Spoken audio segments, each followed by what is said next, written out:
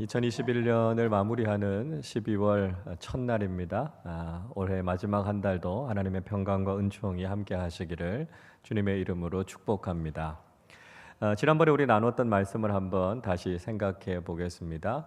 가이사의 것, 하나님의 것이라고 하는 것을 가지고 우리가 하나님의 말씀을 함께 나누었습니다. 특별히 예수님을 공격하는 사람들의 특징이 있었다라고 하는 말씀을 드렸죠. 예수님의 말씀을 듣고 그들이 마음이 찔림을 받았을 텐데 그들은 회개하지 않았고요, 하나님을 두려워하지 않았다, 그렇게 말씀하고 있습니다. 이들은 자기들 스스로를 의롭다고 여겼고요, 그리고 하나님의 말씀에 순종하지 않았고 오히려 세상의 권력을 의지하고 아주 이중적이고 위선적인 삶을 살았던 사람들이 바로 예수님을 공격했던 사람들의 특징이었다라고 하는 것을 우리가 살펴봤습니다. 가이사의 것, 하나님의 것에 대한 이야기를 나누면서 우리가 그리스도인으로서 세상의 권력이 무엇인가 하는 것을 이해해야 되고요, 소유가 누구의 것인가라고 하는 것을 바르게 깨닫는 지혜가 필요하다라고 하는 것이죠. 우리가 무엇을 보고 있느냐라고 하는 것이 결국은 우리가 무엇을 섬기느냐라고 하는 것과 직결이 되는 것이죠. 그래서 그저 우리가 세상의 권력, 세상의 권세만을 바라보는 사람들이 아니라 믿음의 눈을 열고 지금도 우리의 모든 것을 다스리시는 하나님만을 바르게 섬겨야 한다는 것이죠. 우리가 가지고 있는 모든 것 하나님으로부터 온 것이기 때문에 하나님의 것을 하나님께 드릴 줄 아는 믿음, 이것이 우리에게 참 소중한 믿음이다 하는 말씀을 우리가 함께 나누었습니다. 자, 오늘은 그 유명한 부활 논쟁에 대한 이야기들 좀 같이 나누려고 합니다. 우리 기독교 신앙의 핵심 중의 핵심이 바로 이 부활 신앙이라고 할 수 있는데요, 우리가 성경적인 부활 신앙을 어떻게 잘 정립해야 될 것인가 한번 오늘 말씀을 통해서 생각해 보도록 하겠습니다. 1번 보십시오. 부활 신앙을 부정하는 사람들이 있다는 것이죠. 부활 신앙을 도무지 믿지 않으려고 하고 받아들이지 않으려고 하는 사람들이 있다는 것입니다. 27절 같이 한 번 더 읽어보겠습니다. 부활이 없다고 주장하는 사두개인 중 어떤 이들이 와서. 자, 사두개인들의 특징, 부활이 없다 이렇게 말하는 사람들이라는 것이죠. 자, 예수님 당시에 네 종류의 유대인들이 있었다 하는 말씀을 드렸습니다. 첫 번째는 바리새인들이죠. 분리주의자들, 또 율법주의자들이었습니다. 이 사람들은 율법을 철저하게 지켜서 스스로 의롭다고 자처하는 위선적인 신앙인들이 바로 이 바리새인들이었죠. 두 번째는 이 사두개인들입니다. 사독 계열의 제사장 가문 출신들이 이 사두개인들이었는데요, 이 사람들의 특징이 뭐냐면 현세적인 종교인들이었다는 것입니다. 그래서 현실적인 정치 권력과 결탁해서 부와 명예를 추구하고 있었던 사람들이 바로 이 사두개인들이었습니다. 세 번째는 에세네파가 있었죠. 이 사람들 금욕주의자들이고요, 아주 경건한 사람들이었습니다. 그래서 주로 유대 광야에서 수도자적인 삶을 살았던 사람들이 이 에세네파 사람들이었고요, 아마 세례 요한이 이 에세네파 출신일 것이다, 일반적으로 그렇게 보고 있죠.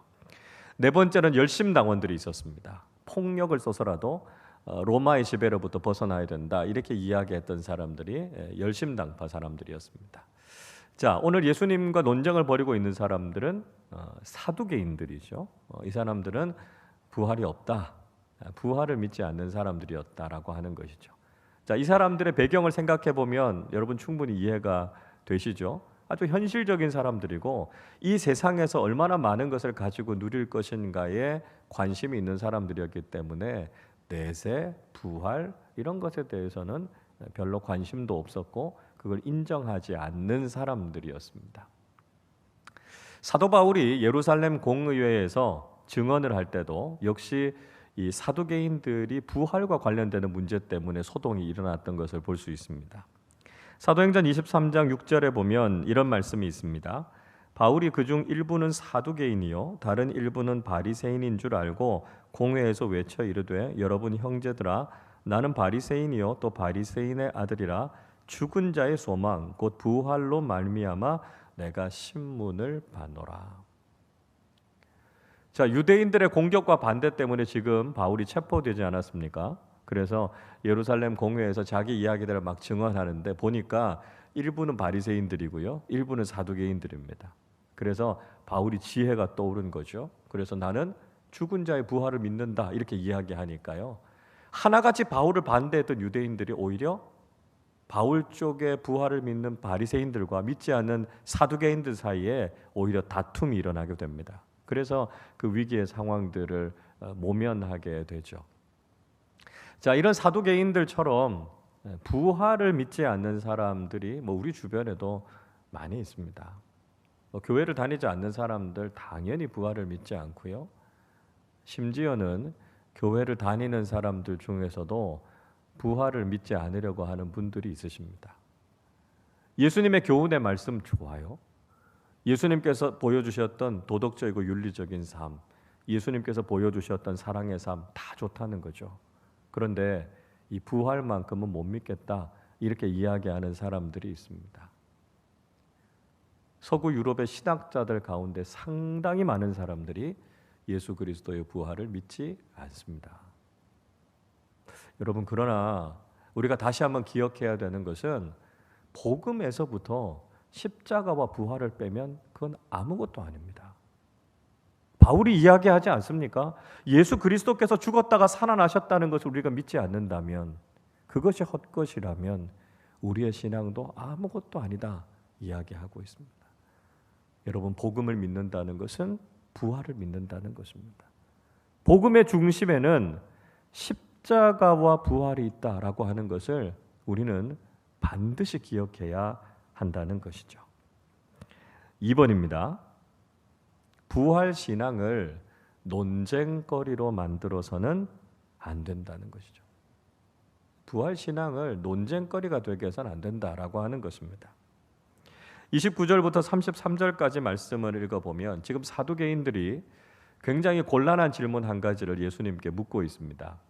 이 질문의 근거가 되는 것은 유대인들의 전통 중에 하나인 형사취수제라고 하는 것을 근거로 해서 지금 예수님께 질문을 하고 있습니다. 그러니까 형이 형수와 결혼해서 자식이 없이 죽으면 그 둘째가 그 형수를 취해서 형의 대를 이어주어야 된다라고 하는 유대 전통이 형사취수제입니다. 자, 그래서 예를 들어서 이렇게 설명하죠. 7형제가 있는데 그 중에 첫째 형이 아내와 결혼해서 자식이 없어 죽었습니다. 둘째도 역시 그 여인과 결혼을 해서 살았는데 자식이 없이 죽었습니다. 그렇게 7형제가 다 그 여인과 결혼해서 자식이 없이 죽었다면 부활하고 난 이후에는 누구의 아내가 되겠습니까? 이게 질문입니다. 굉장히 곤란하고 어려운 질문이죠. 여러분, 그런데요, 이 질문 속에 담겨져 있는 의도를 알아야 됩니다. 사탄이 어떤 계략을 가지고 우리의 신앙을 흔들려고 하는가 하는 것을 알아야 됩니다. 여러분, 제가 질문을 한번 드려볼까요? 혹시 여러분 주변에 아들만 7형제 두신 분들이 있으세요?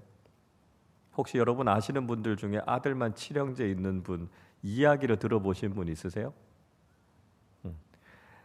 제가요, 이 설교를 여러 번 제가 여러 교회에서 이 설교를 해봤는데요, 7형제만 두신 분들 직접 있으신 분들은 없으시더라고요. 직접 있으신 분들은 5형제까지는 있더라고요. 아들만 5 있는 집. 7형제 혹시 있을 수 있죠. 자, 근데 그 7형제가 하나같이 결혼해서 자식이 없이 죽을 수 있는 확률이 도대체 몇 %나 된다고 생각하십니까? 여러분, 사탄이 어떻게 우리의 신앙을 공격하는지 아시겠습니까? 예외 중에 예외가 되는 이야기를 가지고 그것이 마치 전부인 것처럼 일반화시켜서 우리의 신앙을 흔들려고 한다는 것입니다. 예를 들면 어떤 겁니까? 아니, 새벽기도 가다가 교통사고를 당했는데 아니, 하나님이 어떻게 이러실 수 있습니까? 이렇게 이야기합니다. 마치 모든 새벽기도 나오시는 분들이 다 교통사고 난 것처럼 그렇게 이야기해서 아니, 하나님이 어떻게 그러실 수 있느냐라고 이야기합니다. 여러분, 새벽기도를 통해서 우리가 얼마나 큰 은혜를 경험합니까? 얼마나 많은 분들이 말씀의 은혜와 하나님의 기적과 기도 응답의 축복을 경험합니까? 그건 싹 다 빼버리고요.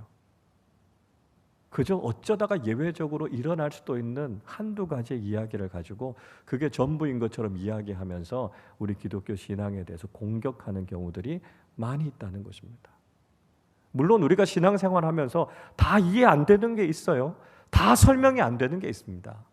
그러나 대부분은 어떻습니까?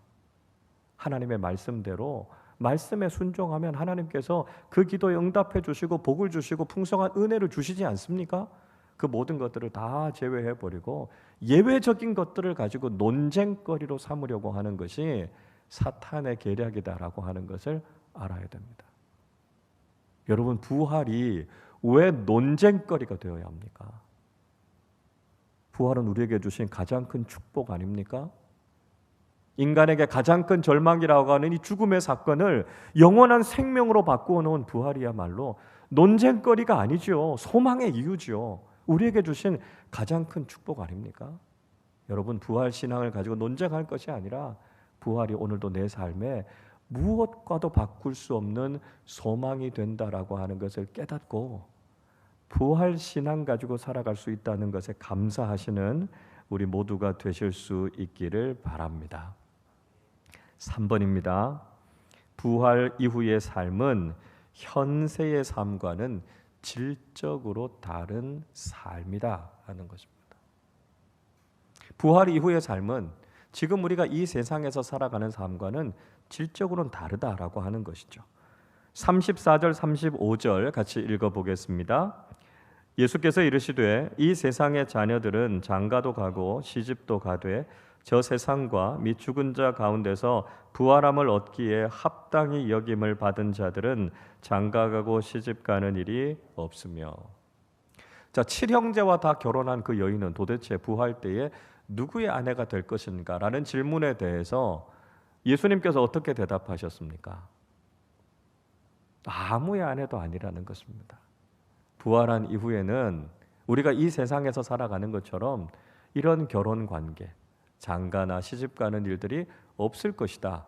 이렇게 말씀하고 있습니다. 그러니까 이 세상에서의 삶과 우리가 부활 이후에 살아가는 삶 사이에는 근본적인 차이가 있다는 것이죠. 여러분, 현세에서의 삶과요, 하나님 나라에서의 삶 사이에는 연속성도 있고 불연속성도 있습니다. 연속성은 뭐냐 하면 정체성입니다. 정체성. 그러니까 우리가 이 땅에서 죽어서 우리 자신이 하나님 나라 가는 겁니다. 그래서 우리가 천국에 첫 발을 내딛고 내가 천국에 왔구나 하는 걸 알게 됩니다. 내가 이 정체성을 가지고 천국에 가는 거죠. 우리가 천국에 올라가면 베드로도 만날 거고요, 바울도 만날 거고요, 다윗도 아브라함도 다 만날 겁니다. 그 정체성을 가지고 있으니까요. 그래서 이 세상의 정체성을 가지고 하나님 나라에 갑니다. 자, 그렇다면 우리가 이 세상에서 가지고 있었던 관계도 그대로 가지고 갈까요?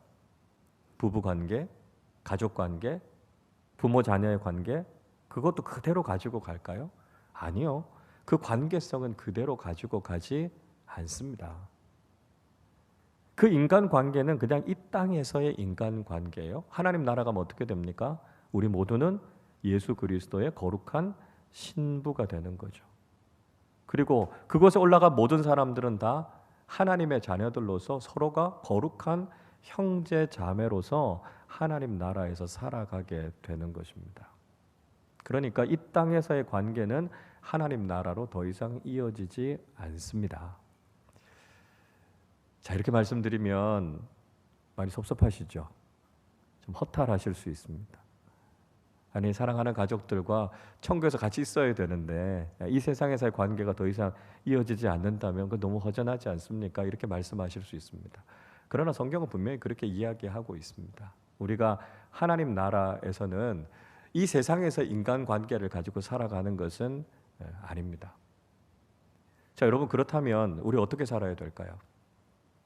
우리는 지금 주어져 있는 이 세상에서의 삶에, 이 세상에서의 관계에 충실하게 살아야 된다는 것입니다. 어떻게 보면 하나님께서 우리에게 주신 귀한 기회의 시간입니다. 이 시간 동안 부모님을 더욱 잘 섬기고 사랑하는 가족들과 사랑을 함께 나누고 부모와 자녀가 더욱더 하나님 주시는 사랑 안에서 하나 되고 형제 자매가 더욱 우애 있게 지낼 수 있는 기회의 시간이에요. 믿지 않는 사람들처럼 돌아가시고 난 이후에 제사를 잘 모시겠습니다. 이게 아니라는 거예요. 살아있는 동안 우리가 믿음의 사람답게 관계를 아름답게 세워나가고 우리의 가정 속에서 천국의 기쁨을 같이 나누면서 살아가야 된다라고 하는 것입니다. 이 땅에서의 삶 우리에게 주신 선물입니다.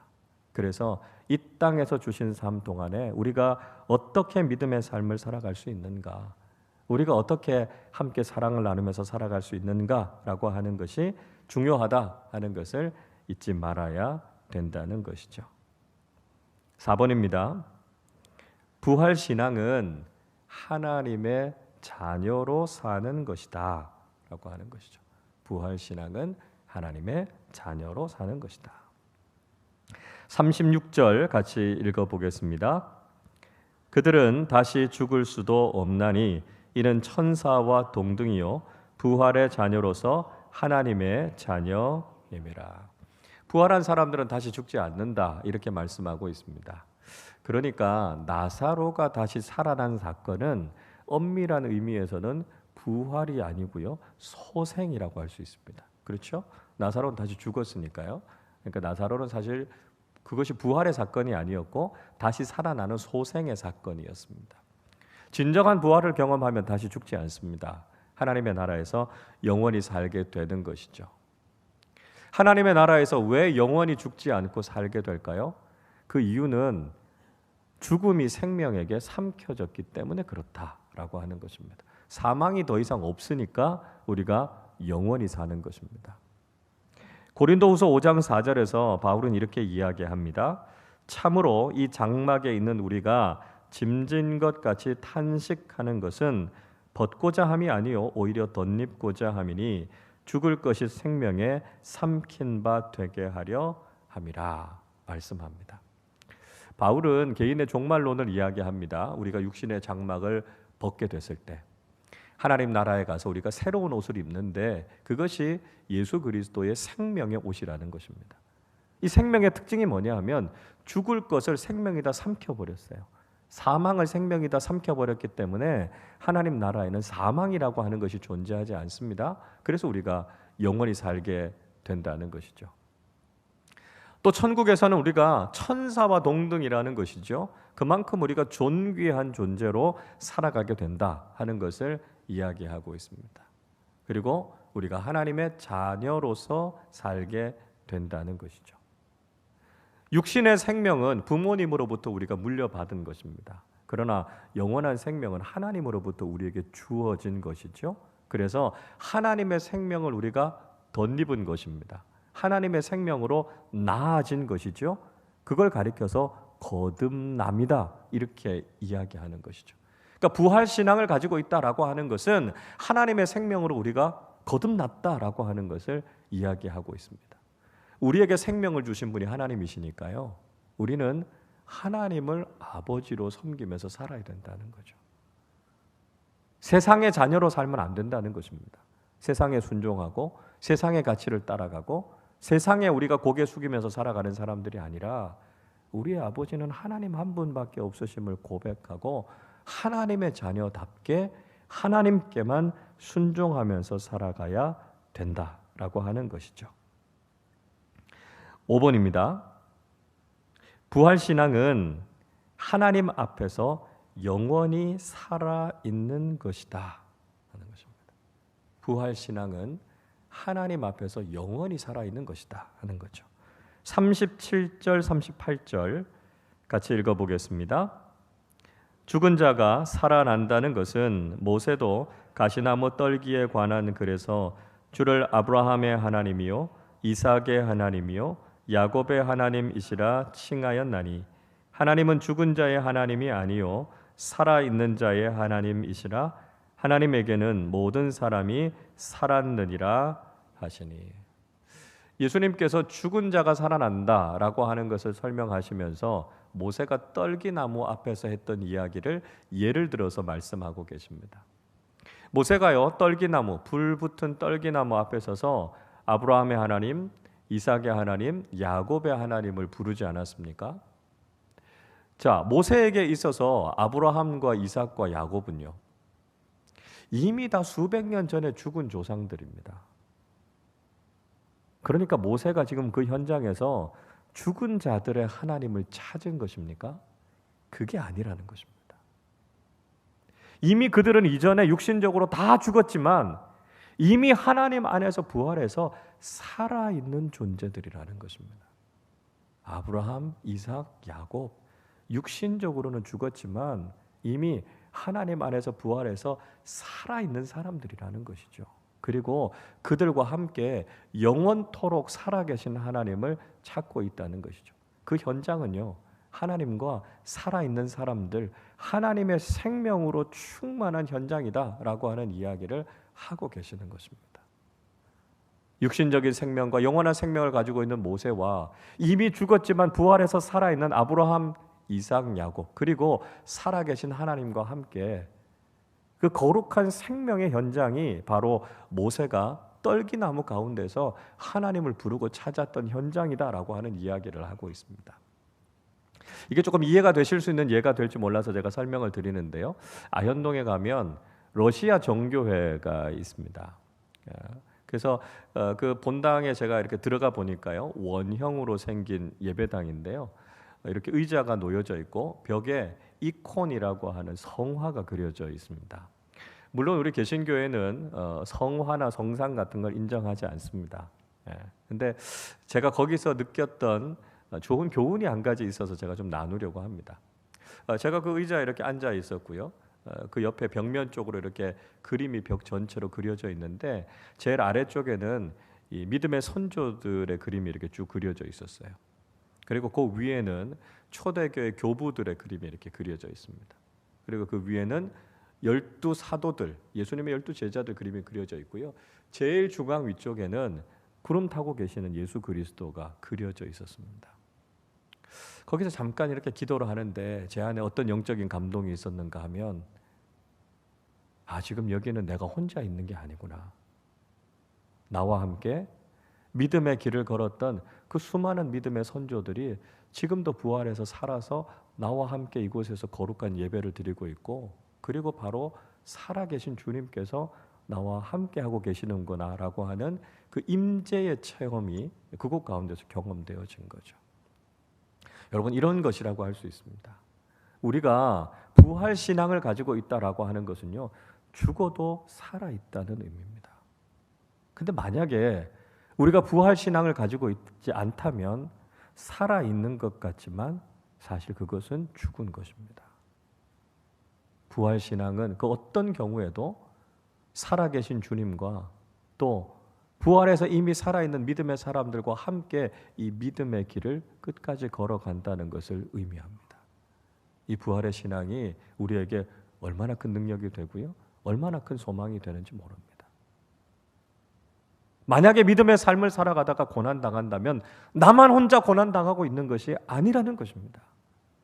나와 함께 부활했던 많은 믿음의 선조들이 우리를 격려하고 있고요, 또 살아계신 주님께서 지금도 나와 함께 하고 계시다라고 하는 것을 분명히 깨닫는 것, 이게 바로 부활신앙이다라고 하는 것을 잊지 말아야 된다는 것이죠.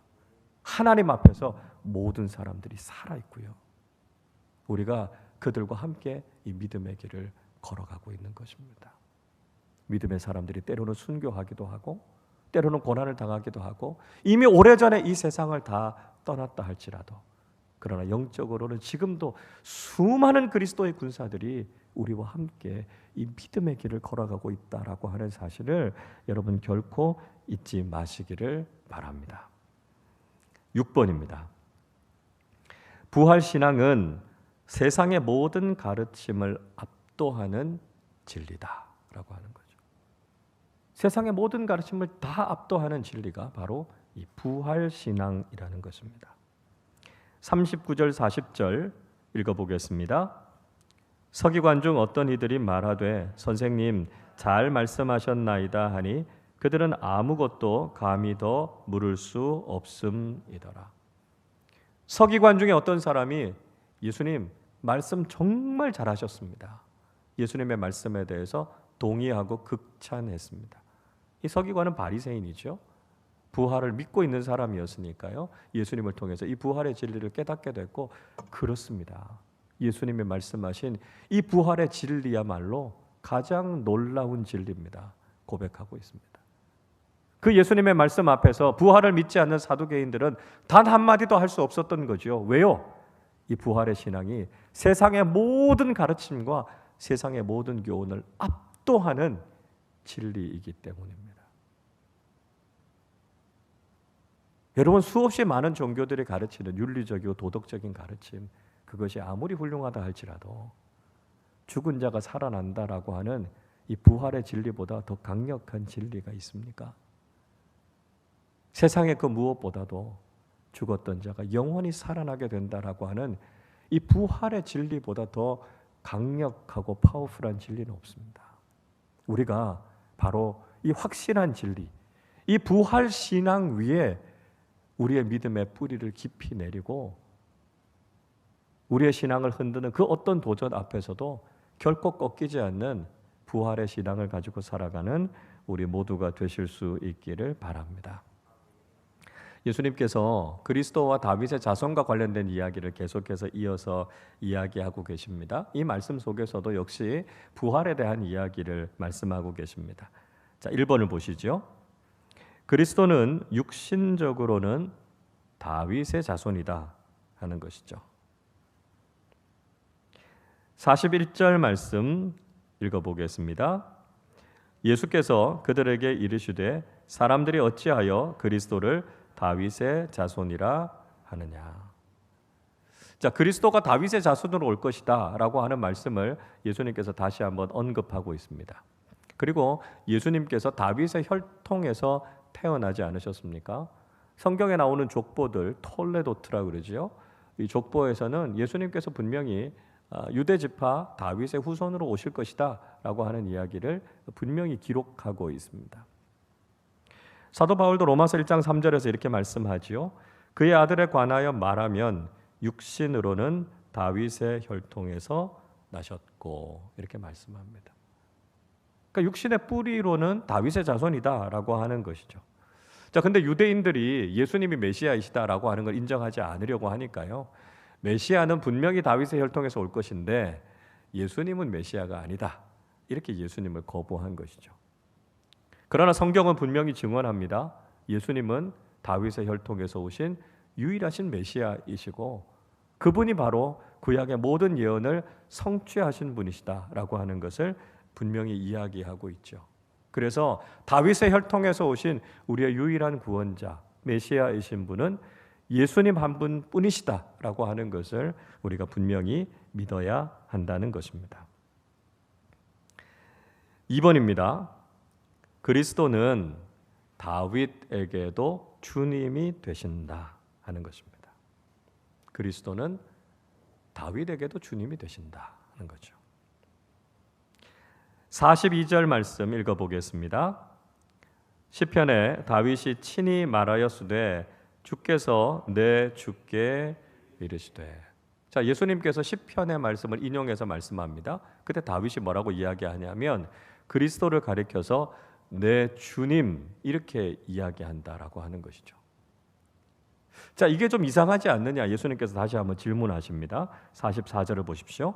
그런즉 다윗이 그리스도를 주라 칭하였으니 어찌 그의 자손이 되겠느냐 하시니라.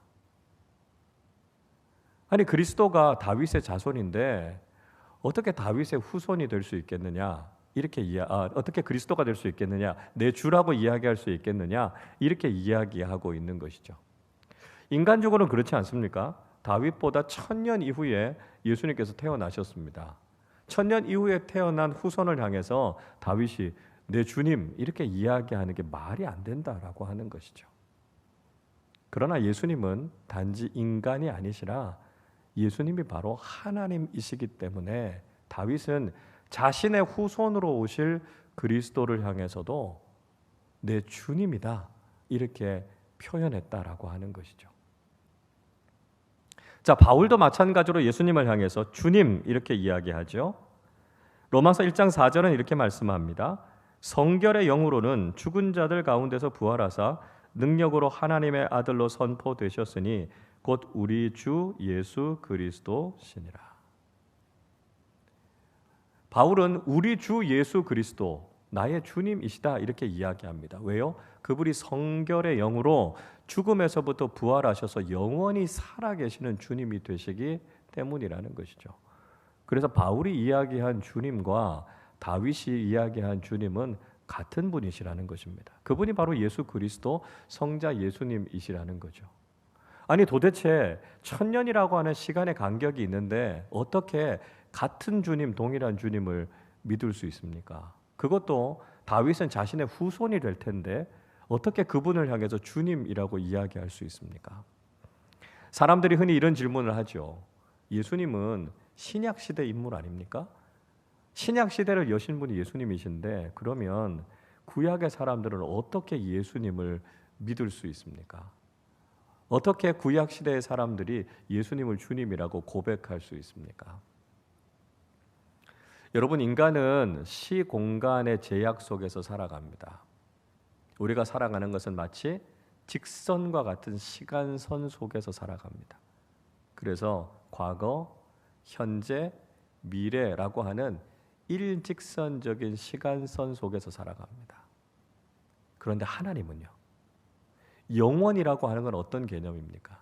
이 시간선 안에 있다는 개념이 아닙니다. 영원이라고 하는 것은 위에서부터, 수직에서부터 시간 속으로 파고 들어오는 것이 영원입니다. 그러니까 영원하신 하나님은요, 과거 속으로도 들어가실 수 있으시고요, 현재 속으로도 뚫고 들어오실 수 있고 미래로도 들어가실 수 있는 겁니다. 이게 시간과 영원의 차이라는 것이죠.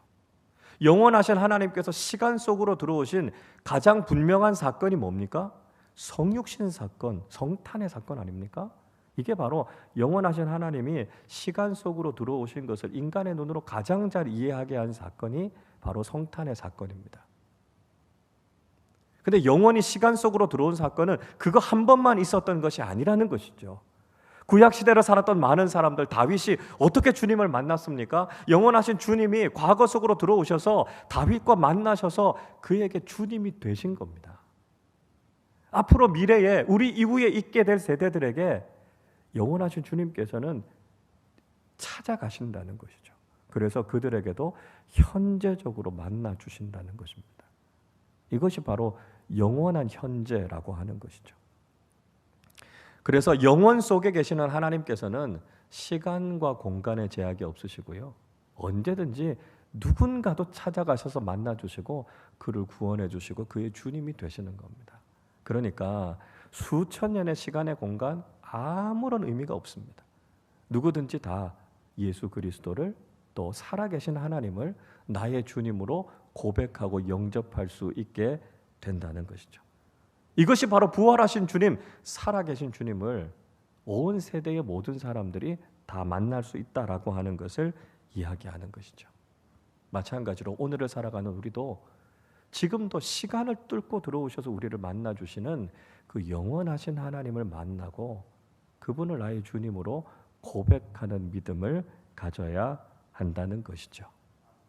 3번입니다. 그리스도는 모든 대적을 물리치시고 제압하신다라고 하는 것이죠. 그리스도는 모든 대적을 다 물리치시고 제압하십니다. 43절 같이 읽어보겠습니다. 내가 내 원수를 내 발등상으로 삼을 때까지 내 우편에 앉았으라 하셨도다 하였느니라. 자, 예수님께서 말씀하신 것은 다윗이 모든 원수들이 다 발등상이 될 때까지 내 우편에 앉았으라 이렇게 말씀하셨다. 다윗이 그렇게 지금 노래하고 있습니다. 우리 주님께서는 모든 대적들을 다 제압하시고 잠재우시는 분이시다라고 하는 것이죠. 예수님이 오시기 전까지 세상의 가장 강력한 대상, 가장 강력한 승리자는 사망이었습니다. 왜냐하면 그 누구도 사망과 맞서 싸워서 이긴 사람이 없기 때문입니다. 그래서 최고의 권력자, 가장 강한 승리자는 사망이었습니다. 근데 예수님이 오신 이후에 달라지게 됐죠. 왜냐하면 사망의 권세를 깨뜨리시고 예수님께서 영원한 생명을 우리에게 주셨기 때문입니다.